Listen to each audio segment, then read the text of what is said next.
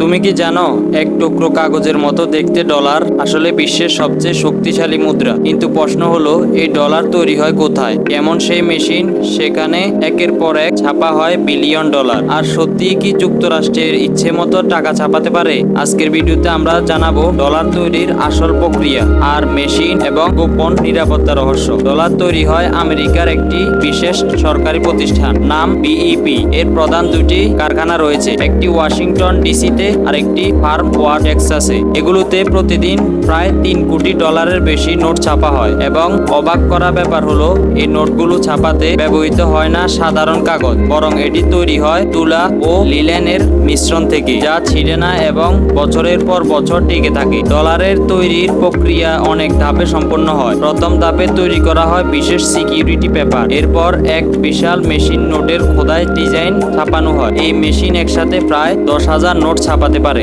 এরপর আসে রঙের কাজ, যেখানে ব্যবহার হয় দা গ্রিন কালার। এরপর প্রতিটি নোটে ছাপা হয় প্রেসিডেন্টের নাম, ছবি, ব্যাকগ্রাউন্ড ডিজাইন এবং মাইক্রোটেক্সট। সবশেষে মেশিন দ্বারা কাটা সিরিয়াল নাম্বার পেন্টিং সম্পন্ন হয় প্রতিটি নোটে আলাদা নাম্বার থেকে, যা কখনো পুনরাবৃত্তি হয় না। নকল হওয়ার রোধে যুক্তরাষ্ট্রের সরকার যুক্ত করেছে নানা আধুনিক প্রযুক্তি। প্রতিটি নোটে থাকে সিকিউরিটি থ্রেড, ওয়াটারমার্ক, রং পরিবর্তনকারী, এমনকি 3D বিবর্ণ। যখন আলোতে ধরা হয় তখন এই লুকানো চিহ্নগুলো স্পষ্ট দেখা যায়। তাছাড়া বিইপি কারখানার প্রতিটি কর্মচারীকে কঠোর নিরাপত্তার চেকের মধ্যে দিয়ে যেতে হয়। সেখানে মোবাইল, ক্যামেরা, এমনকি কলমও সঙ্গে নেওয়া নিষেধ। বিশ্বের মোট লেনদেনের 60% এই ডলারে চলে। তেলের দাম শুরু করে আন্তর্জাতিক বাণিজ্য সবকিছুর কেন্দ্র করে এই ডলার। তাই যুক্তরাষ্ট্রের অর্থনীতি স্থিতিশীল থাকলেই পুরো বিশ্ব প্রভাব পড়ে। এবং মজার বিষয় হলো শুধু তখনই ডলার ছাপাতে বলে যখন পুরনো নোট নষ্ট